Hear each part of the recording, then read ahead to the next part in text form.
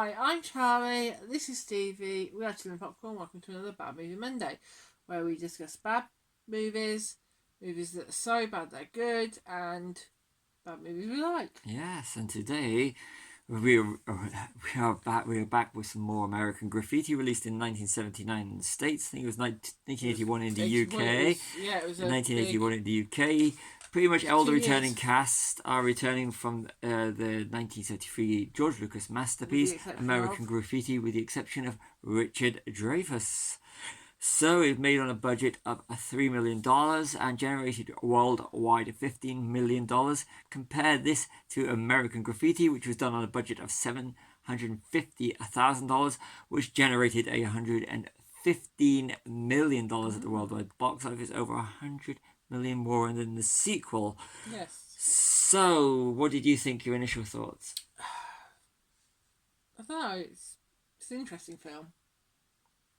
Yeah. What about you? Interesting. Yeah. It took us so long to watch this. It did. It really. Why did it take so long? Because we'd heard so many bad things about it. Yeah, and true. It took me a long time to watch. Yeah. To watch the first one, didn't it? Really. Yeah.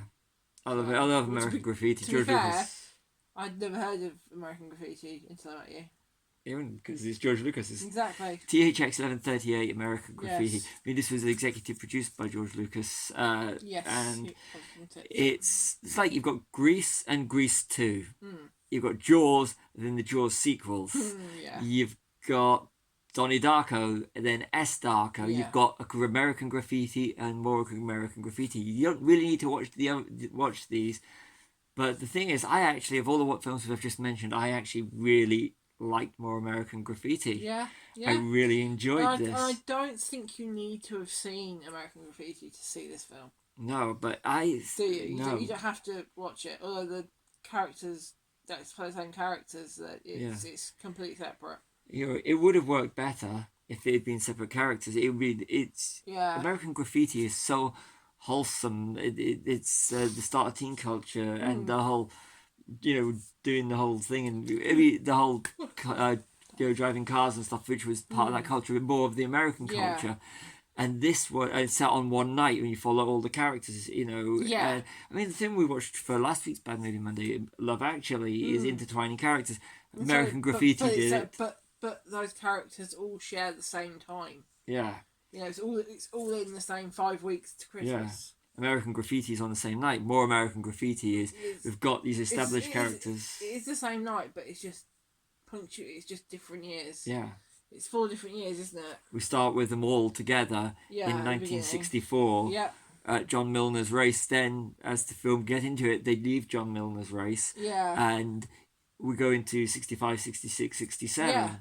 So we see. So 1965. It's Terry the Toad. Terry the Toad in 65. He's in Vietnam. Yeah. Then you have Debbie. In 66. In 66, and Laurie and Steve. In 67. So it's sort of like, and they never come back together, and it's the one thing that kind of flits between the different times, different years as well. It does. It's like it'll do 64, 65, 66, 67, and then it'll go back to 64. Yeah, and it's good. I mean, I really like that style of filmmaking. I really do, and I like the way that they changed the aspect ratio. Yes. And the style of cinema as well. If you look at you look at the Debbie's bits and also the bits of Terry the Toad. Yeah.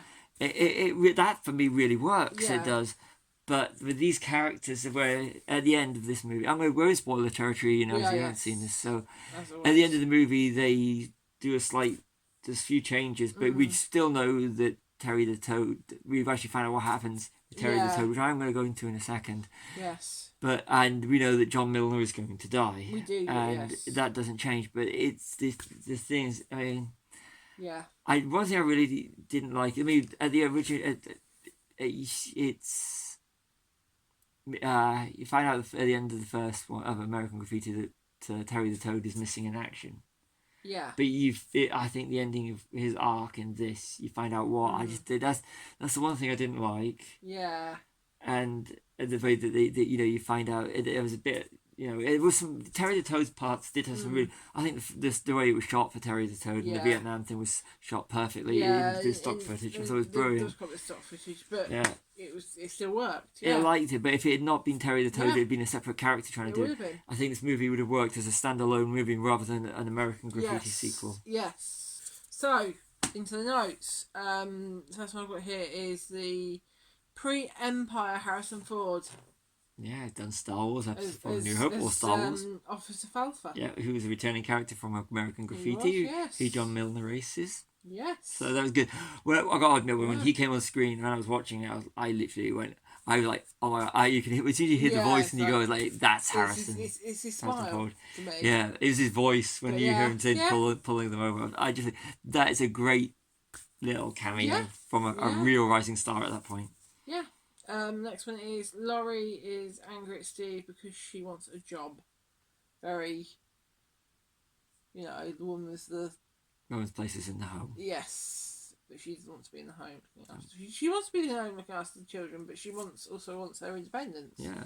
Which at this point in time, women were being more independent. Yeah. The movement. Yeah. Yeah. What's next? Ron Howard was still in Happy Days. Still in Happy Days at that point. Yeah. He was a star in his own right. Before we now know him as Ron. If you know him from Happy Days, but he's also known just as equally, if not more, as a director of some of the best movies, including Apollo 13, which is one of my favourite movies. Yeah, because he left Happy Days to become a director, didn't he? So that's good, isn't it? And he still liked him. Splash is one of his movies, I'm pretty certain. I don't know, I've never seen it. It's Apollo 13 for me. I adore Apollo 13. Yes, Apollo 13 is really, really good. There's something as pure as American Graffiti going counterculture. The original was we've covered this one, so don't worry about that one. Sorry. We're going to do this. It's I've reading notes, we've covered stuff, and because I've written it differently. Yeah.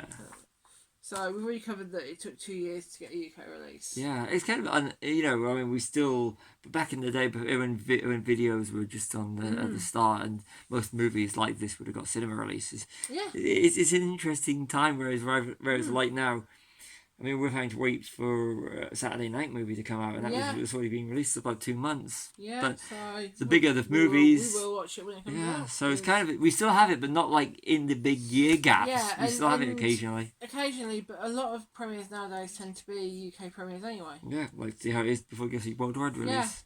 Yeah, we've had that a few times. Back to the movie. So in the scene with the demonstrators, the police are using rubber bats. Yeah, you can tell you can see it. You can see it when they're hitting them, and the bats just rubber. Just wobbling. Yeah. Yeah. You said it's dated before it came out. It dated before it came out. Admittedly, you could say that it was about 10 years between. American Graffiti, the 62 and 73, so it's 11 years. But this one, when you're into the punk culture now, and you're talking counterculture, and the start of the counterculture, especially 67 in the whole Debbie scenes and the whole Vietnam War thing. The Vietnam War is still fresh, we're just doing fresh in 79. Yeah. But the whole counter thing when you've gone from hippie to glam, and to punk, which punk was the thing, and of course going into disco, so it was all changing times, but it just felt like when you look at it now, and the time it was in, especially disco, of course, the same. It was a very changing times in 79. Yeah. Than it was from 52 to 62 to 73, and it would have been, dated at the time, and they couldn't. Admittedly, nostalgia was still with Happy Days. Yeah. Which no American Graffiti, no Happy Days. Yeah. Yeah. True. So I think for the time period and what was being released at the time period, this was a dated movie. Yeah. Even in 79. Yeah. But it was wonderfully shot. So if you love cinema, really this is a movie that you got to watch. Yeah, I know we mentioned the aspect ratios, but they worked. It worked fantastic. They worked That's so one of the for each storyline. They worked. Yeah. So leading on from that, what's your favourite storyline from the film? I really I just liked, because it was more of in tune with American Graffiti. I really like John Milner's. Yeah. And bit at the end where you see him going off again in the car, and you just know that he dies on New Year's Eve. I just really, I really liked it, because then again it was more in tune with American Graffiti. How about you? I liked Laurie and Steve's storyline. You know, fighting for independence and then her ending up at the rally that she never intended to go to, and then him kind of coming to his senses, really, wasn't he? Yeah, the Ron Howard was, he always seemed to play during this whole period the straight guy. Yeah. When I say straight, I mean the uptight. Yes. He even said the character Steve, he said, you know, as the character, he said about voting, I vote Republican. Yeah. He does, you know, Republican back then, not like what you'd call Republican now. No.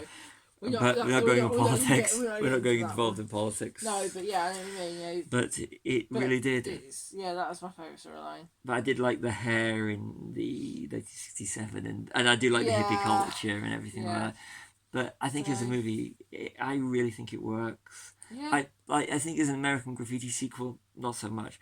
But as a standalone movie, if you separate it from American Graffiti, I really enjoy it. Yeah. I really do. Yeah. So that's it for the notes. So your overall thoughts on the film? I've done a lot of talking. I don't know. I really enjoyed it. I think it's very feel good. And it just, to me, it shed the light on a time that I don't know very much about, especially with Vietnam. I found it really sad. You know, it's whereas American Graffiti is one of the first, if not the first, teen movie. Yeah. And the way that the soundtrack goes throughout, except for the car, except for the bit where the cars crash. Yeah. And Wolfman Jack is used so much better in Graffiti. But for me, I felt that the characters, especially at the end, was a lot sadder. Okay. It was, and you know, I'm glad Richard Dreyfuss is not in it, as his character had. We don't know what his character's doing other than what we find out at the end of the first. Yeah. But as a piece of filmmaking, it's one of these ones that, if you like cinema. How many stars? I'm going to go, this is not, as an American Graffiti sequel, it's about 2 or 3. As what it is. But as a movie, as a piece of work, I really think it's a 4-star movie. For me, I would say 3 to 4 stars. I'm not quite sure, maybe 3.5. Yeah. Yeah, I suggested this because we Bad Movie Monday. Happy New Year! By the way, Happy New Year. We should have said this at the start. Happy New Year. Should have, it's our New Year film. This is our New Year's one. So I wanted to do this because A, it's set in New Year, and B, it's one of these movies that I think that if like us, you put it off for years watching. I really want to draw attention to this. It's a bad American Graffiti sequel, but as a movie, it's a great movie. Yes. Yeah. So next week. We are going to be looking at Poseidon. Another film set in New Year. We see how we're doing this here. See how we're doing this? That's why we're Poseidon. doing it. Not the Poseidon Adventure, but we are going to watch Poseidon. Yes, we are. I don't think we've watched this movie. I've not seen it.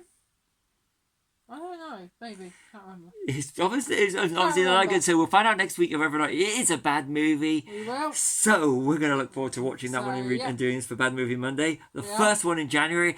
Have a fantastic new year. Have a happy 2025. Yeah. I'm Stevie and you're signing off. I'm Charlie. This is with Stevie. We are Chili Popcorn. Like and subscribe and Happy New Year, everyone. Happy New Year.